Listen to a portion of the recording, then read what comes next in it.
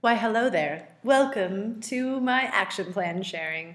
My name is Celeste Kirsch, and this is what I learned this year while doing Cohort 21 in 2014. I'm essentially going to take you through the same format that I make my students do when doing a reflection, which is just see, which is retelling the facts, think, what are my connections that I made, and then wonder, what are the big questions that I'm still lingering with.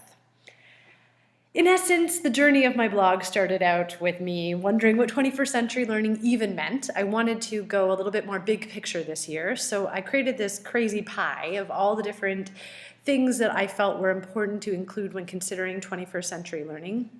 I was a little bit wandering around, but in that process of wandering, I became really curious in deeper learning. There was a really neat MOOC that a bunch of my teachers at my school were participating in, MOOC meaning Massive Open Online Course. It was run by High Tech High, which is a school I have a massive crush on, and we were looking at deeper learning, which is essentially High Tech High's way of looking at 21st century learning, just what they call it, along with the Hewlett Foundation. Through this course, we explored different aspects of deeper learning, and I was looking at the assessment that I was actually doing at this time, which was a debate, which I thought was amazing, and some of the students really got into. That said, some of the students didn't really connect to it. The debate, just for some background knowledge, if you haven't been reading my blog, is about the book thief. So we took the content of the book thief and married it together with Canadian history. And the girls had a resolution that they had to argue for or against that was centered around a big idea that married together the book thief with Canadian history. And essentially this, the three themes were the other, resistance, and the power of words. And so they were using critical thinking skills to argue on the spot their resolutions and their rebuttals. And it really connected with some people, but one of my students said, no offense, but this is really boring. So it was a really awesome piece of feedback that was a little bit of a wake-up call for me to consider, why do some assessments work and others not so much? So I went back to the drawing board of a template that I was introduced to through the Bishop Strawn Junior School, in addition to my work at the Klingenstein Center in their Summer Institute. This is just the Wiggins and McTighe Performance-Based Assessment Planner, but then I gave it a facelift. And the facelift elements I gave it had to do with some of the things that I learned through the High Tech High Deeper Learning MOOC as really essential ingredients to really successful projects. So one of those things that I souped up was thinking about how do my projects, or how does a particular project connect with other disciplines, because that is such an essential thing for students to see, that English doesn't exist in a bubble and that it connects to all these different strands. So this actual template that I'm walking you through right now is on a project that my students are doing right now in class. And this piece connects with science, it connects with social studies, and obviously there are English connections as well. This second page of the template, which is available, by the way, on my blog, you can download it and use it for your own assessment fun. This was a huge eye-opener for me with the Deeper Learning MOOC, was that to start with the end in mind, again, not a new concept for me at all, but to think about how students are going to exhibit their learning for an authentic audience before you even start the project.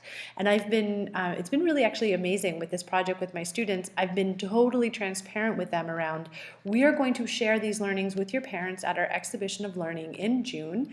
So they are already in that frame of reference of, this is my audience, this is how I need to think about writing my work. But we're also going to be having them share their learning with a professional expert on their topic of change that they're concerned with. So they're already thinking about how they're going to be building their project around that audience. This is another really important piece that I added into this template organizer. Why does this project matter? And if I can't answer that, I know that my students will not be able to see the relevance of the work that we're doing. I really want to challenge myself as a teacher and my own practice to consider, how does this project prepare my students for the world outside of school? Are there real authentic problems that my students are trying to solve? One of my favorite projects actually that I worked on in grade 6 involved students actually looking at real world issues and engineering, building actual solutions to those problems.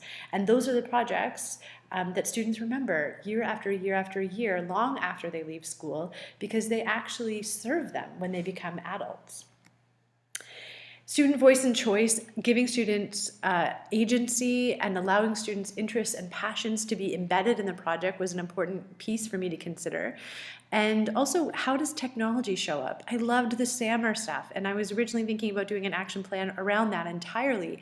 And instead, I tried to incorporate it into this project where I'm considering, is the technology that I'm using actually in the modification or redefinition stage? And maybe if it is really just an augmentation or a substitution, it's not a big deal. But when I look at all of the projects that I do over the course of a year, where is the focus for me? And am I really getting students to reimagine their learning through technology? Academic mindsets are huge right now, and I'm really considering how do I actually teach this embedded into my projects rather than it just be an added on conversation or a cool video that I show in class. During the Deeper Learning conference that I went to with people from my school, it was this amazing deep dive session where they were looking at how to embed this into your program. And the woman who was teaching the session really guided me around choose one area of an academic mindset. So she had habits of mind, our school uses learning skills. And then embed, for example, in this project, self-regulation throughout the process. Be transparent with the students on we are reflecting on ourselves and our interests because that helps us become more self-regulated humans. And this is why I'm doing it. It helps students develop in that regard and allows them to grow towards who we hope that they can become. Also, collaboration, not just expecting students to jump into a group and it work automatically, but how am I scaffolding and supporting that important learning skill? And again, critical thinking, I can't just expect students to be thinking critically automatically. I needed to ask myself, where are the opportunities for critical thinking here, and where do I focus on it? How do I develop it? This plan is available on my blog, and I also evaluated the debate project using this, and I noticed where I was lacking. So by looking at that last assessment, I was able to see, okay, so this was really great in this regard, but this is where I can go next. And definitely the biggest thing that I learned, I love this sign that was outside of the office at Mars where we all went to. You can do hard things. That was the biggest takeaway I had from this experience. Not just do hard things myself, but I can get my students to do hard things. And when I backwards plan it, it's so much more possible. The other things that I realized were that meandering is not a waste of time. It allows me to see the big picture before I zoom in. I was really happy that I got to get a larger audience for my blog. I was sharing it with the Deeper Learning community, which is thousands of people. And I was getting comments on my blog posts that from people that I didn't even know. And even some students in my class were able to read my blog. And it was really scary and vulnerable. But then when I realized that it's really just in the support of deeper learning, it depersonalized it for me. It wasn't about me. It was about what's going on in my class, which is so universal, I think. I was able to ask myself tough questions around assessments that didn't work, and it was really gratifying to know that it's not my fault that this doesn't work. I'm a developing teacher, and I'm constantly trying to learn about what to do and how to do it better. To thy own self be true for me just means that I was really reluctant around sharing this assessment plan with the people on my team because I was worried that they would see me as some weird teacher geek. And I had to realize that I am a planner and I love scaffolding out the little bits of a project before we get into things. And that's just my nature and that I have to be cool with that. And the last thing I mentioned in a way, but not to take those setbacks personally. I mean, maybe the Story of Change project is also going to flop, but it doesn't mean that I am a terrible human, and it doesn't mean that I am not able to have a growth mindset around my own practice as a teacher. So my last few questions, I'm wondering, and I don't have answers to these yet, so I would love your ideas. Is recycling projects okay to refine them? I feel like there's a culture of creating projects around the people in your classroom and personalizing each learning experience unique to each class, but is there a point where we should be recycling projects to actually make them better?